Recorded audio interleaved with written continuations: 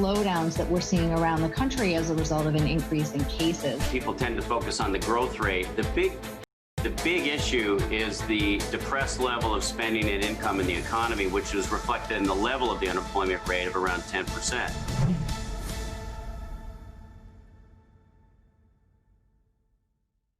Investment bank merger is something we have been discussing actually for months. This is not a cost exercise. There will be some cost benefits, but it's really about having one underwriting business, to have one investment bank globally, one equities business.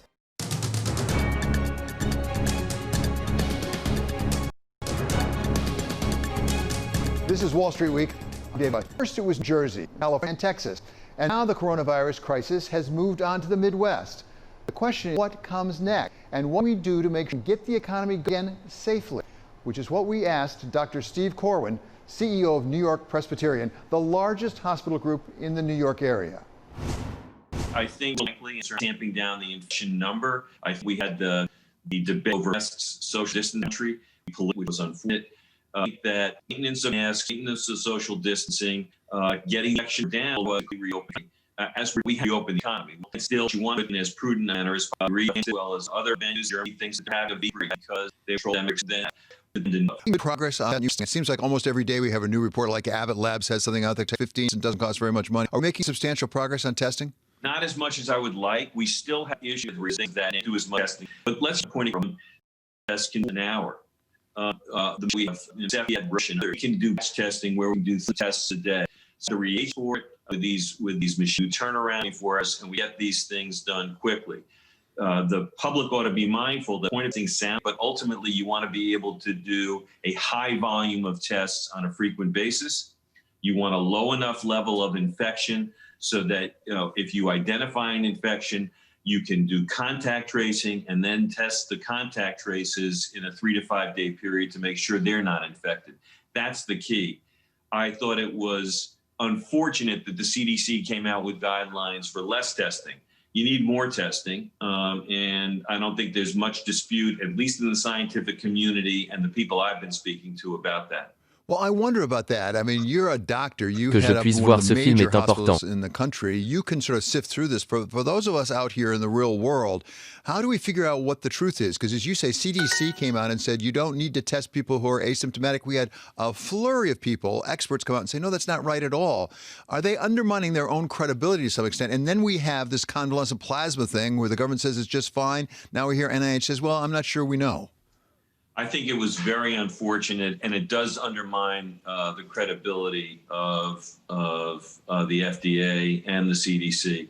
The FDA mistake was egregious. It should never have happened. You're talking about a subset of patients, and you're talking about a misrepresentation of the statistics, even according to the people who did the study. And that then, so what are the consequences of that? Then that gets everyone to say, I want convalescent plasma, as opposed to let's study this more rigorously and see whether it works or not. And we got into that same conundrum with hydroxychloroquine. So I think that was very unfortunate. I think the CDC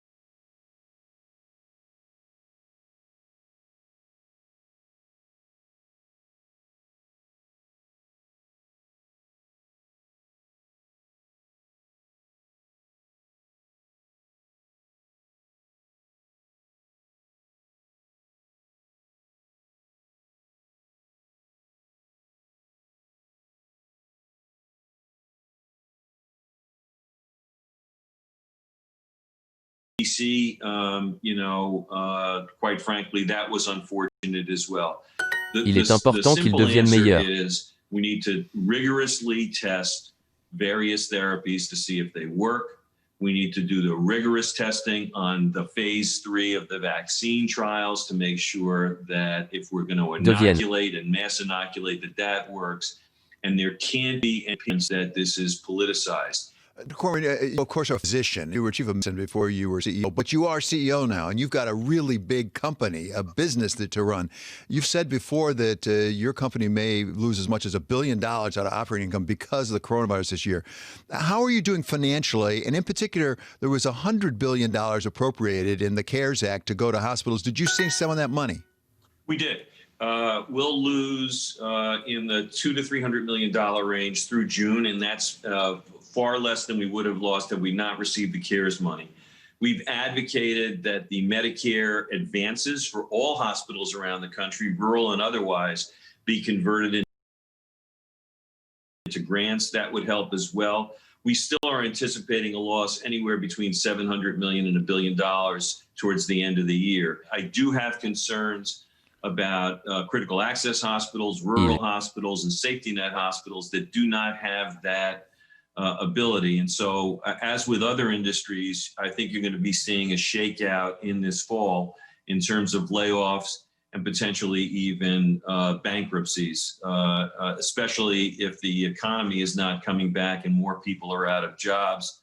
That comes to the negative on the hospital side. So I still think the hospital industry is not by any means out of the woods. That was Dr. Steve Corwin, CEO of New York Presbyterian. Coming up, a tsunami hit the news media over the last few years, taking much of the newspaper industry with it. We talked with the man who led the New York Times not just to survive, but to thrive. Mark Thompson, its CEO through a remarkable and a remarkably challenging time. Nobody could take Il est important qu'ils deviennent des amis. Carriage factory and turn it into a car company without vast fresh investment. This is Wall Street Week on Bloomberg.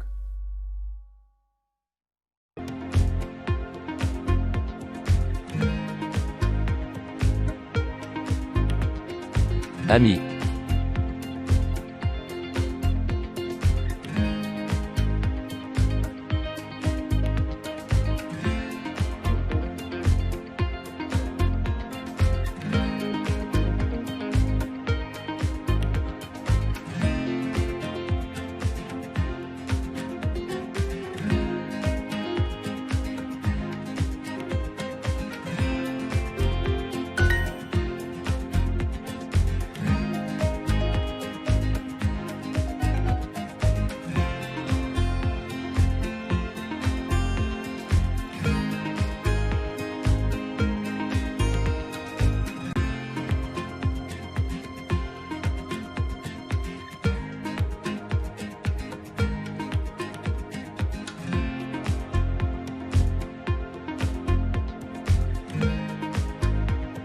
It's really a reminder, isn't it, just how sensitive the markets are to any commentary about trade. We did see some pressure on the yuan, we did see some pressure on the futures. That is now being reversed. When everything around us, il est important que je puisse voir ce film. Has been interrupted. Uninterrupted service is peace of mind. Kimmy from customer support is responding to a 500% increase in daily call volume. No matter what, we keep on so you can keep on.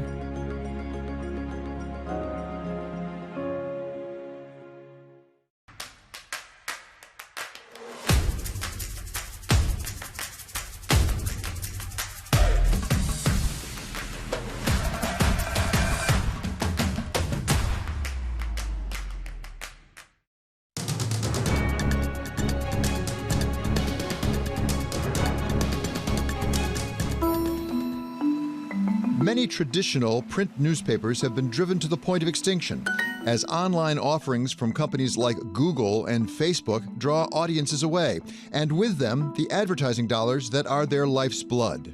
We've always focused on providing users the most relevant information, and we rely on that trust for users to come back to Google every day. In fact, the vast majority of queries in Google, we don't show ads at all. About 70% of Alphabet's revenue comes from advertising. Meanwhile, Achète. ad sales are slumping at traditional newspaper chains like Gannett and Tribune. Gannett reported a 45% decline in print advertising achète. last quarter. Du pain. Some of the largest newspaper groups have been driven into the arms of hedge funds and private equity, with McClatchy, owner of newspapers like the Miami Herald and the Kansas City Star, Il semble qu'il selling to vive en Chatham Angleterre. Asset Management after it filed for bankruptcy protection in February. The Il average newspaper, it's semble going to be like passenger trains. There are going to be many, many important cities that just don't even have them. Even en Warren Buffett, a long-term and very Angleterre. loyal newspaper investor, has been driven to throw in the towel.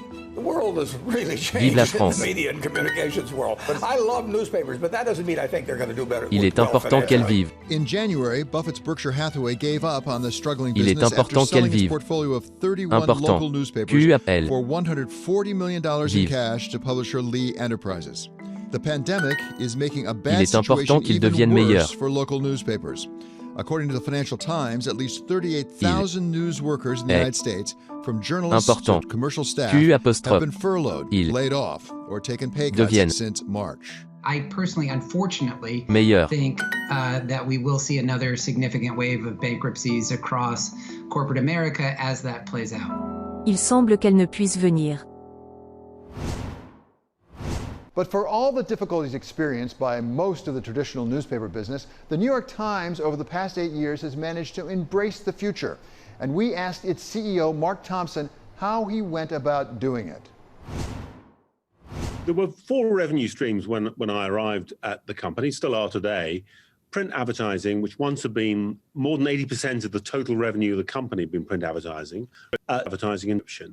And really, I narrowed in on digital subscription as the Mon frère revenue veut que j'achète du pain. stream grew, and indeed had to grow. Ultimately, all the other streams, it seemed to me, Pain. were in trouble and needing to appear.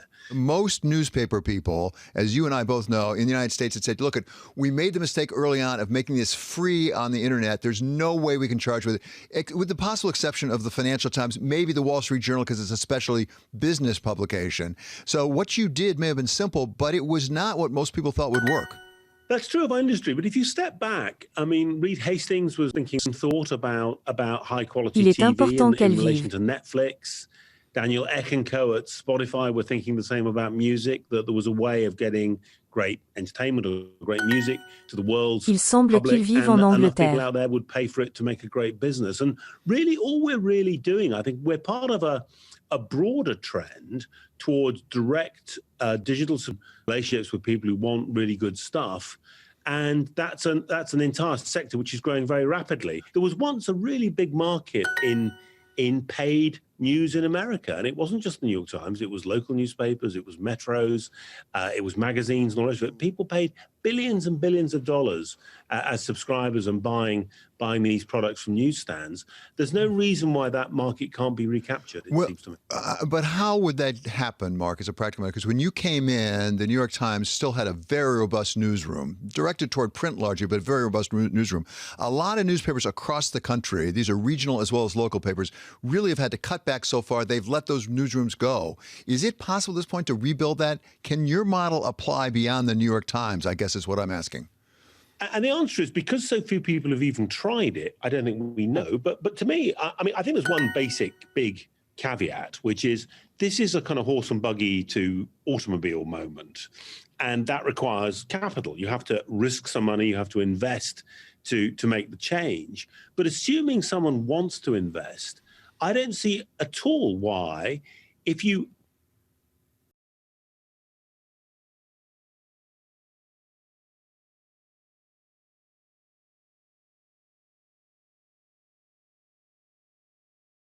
rehire your journalists, rebuild that newsroom, start doing great reporting, and start getting smart about how you get it to the public, well, you can't really build a new business. I think the mistake made was thinking that you could kind of eke your way to the digital future without putting any fresh money in. And no one could do that. Nobody could take a